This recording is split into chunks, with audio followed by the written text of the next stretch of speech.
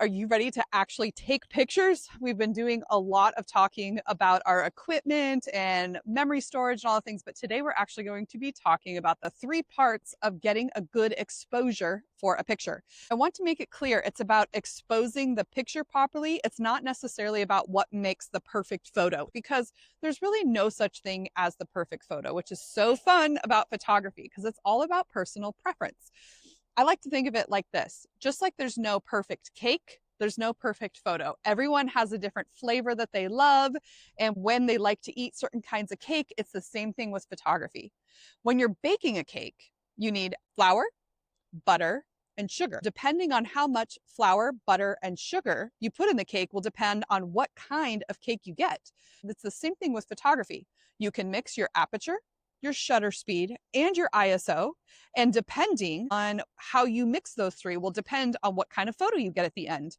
They're all great. It's just a matter of preference and what you're trying to accomplish. Of course, the aperture, shutter speed, and ISO all do affect how much light hits your sensor on your camera. So you're making multiple decisions at the same time.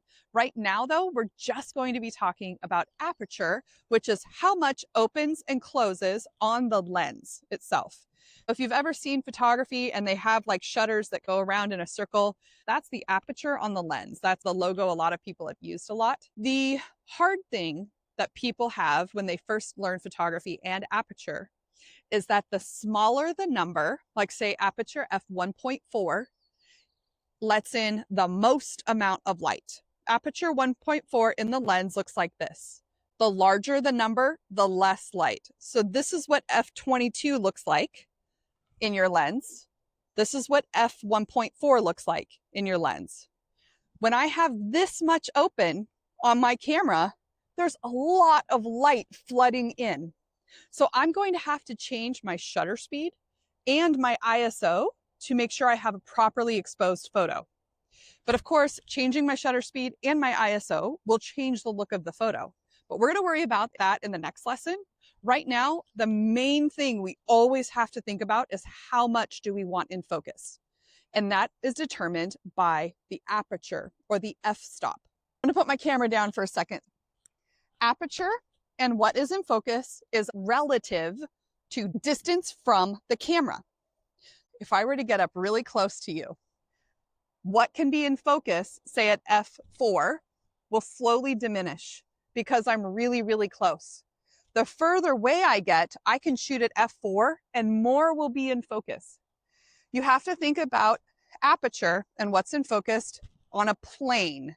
We would call this the focal plane this way, because I can shoot at say f4 and everything this way will be in focus if you're focusing on my eye. The moment I turn this way is when it becomes a problem, because now it's about what is not in focus this way. The number one thing that you need to think about is how many people are in the photo and how many people are this way in the photo, because you cannot shoot a picture at f4 this way and get everyone in focus. And obviously, if there's people in the photo, they need to be in focus, okay?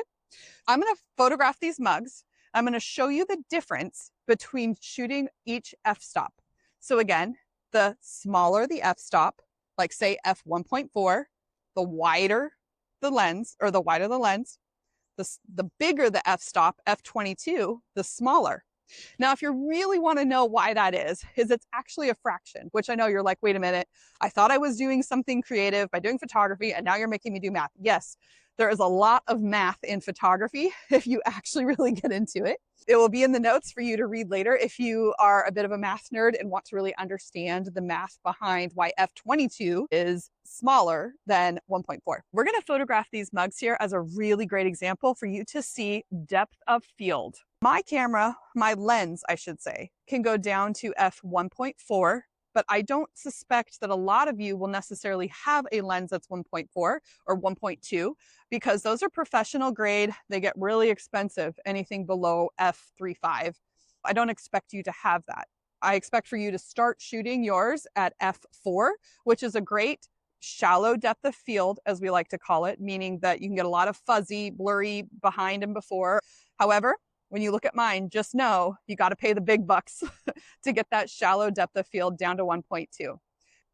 as a reminder, I have a full frame camera, which means that it is not cropped like a crop sensor would be for you. And remember, that means is that you're naturally going to look closer in the camera with this because of how crop sensors work. So I'm going to be closer. For you to do this exercise just like that, you may have to step further back in order for the camera to even allow itself to focus. When you do this, just know that there's a little bit of a relative distance there based off of the equipment that you have. The key thing in this assignment is for you to understand depth of field and also to start have a mental library of where you can be with that distance, okay? Because we have not talked about shutter speed or ISO, you're going to put your camera into AV mode, which is aperture value mode.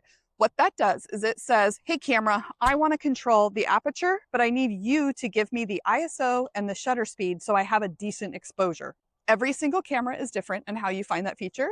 Got to pull out that manual and see exactly where it is on your camera so you can do aperture value so you don't have to figure out the rest of it.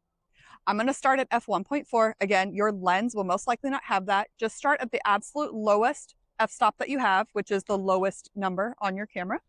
And right now, just so you know, I'm shooting at 1/8,000th of a second at f1.4, and my ISO is 800 because it's overcast. But here we go. There's the first mug. I'll focus on strawberry shortcake here. And I'm going to focus on the very last one. I'm going to do the same thing again. Now I'm going to do f2.8.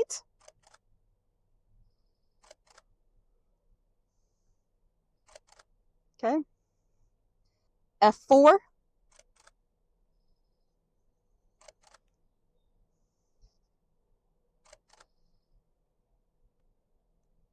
f5.6. f8. I am getting a blinking on my camera.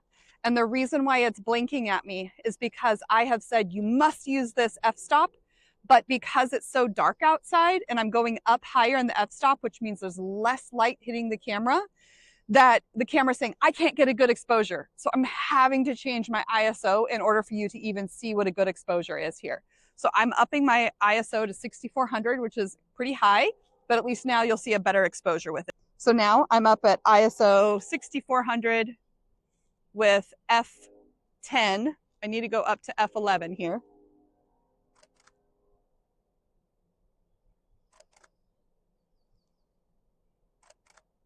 Okay. And then f16. And I just okay, I did f16, but I had to up my ISO to 256,000, which is something your camera probably won't be able to do, but I don't want to edit these later because I want you to see the raw images. So I had to go up on the ISO in order for you to be able to see the picture at all without me editing. But we'll talk about ISO in 2 lessons. But the goal of this is that if you can do it all without changing the ISO, it'd be better if it's a bright sunny day or it's better lit, then you can see that without it. So hopefully now when you go back and you look at the difference, you will see just how different it is to have different aperture. So in your assignment, you can line up a row of anything, Legos, mugs, cups, shoes, doesn't matter.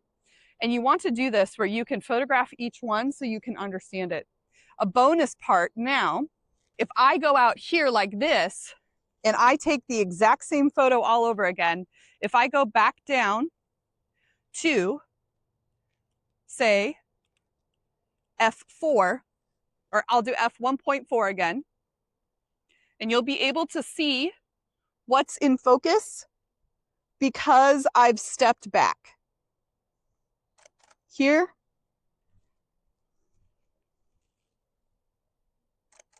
versus here. If you go out and in and you photograph each of these, it'll help you to see that what's in focus is relative to distance. Okay, there you go. Go try it.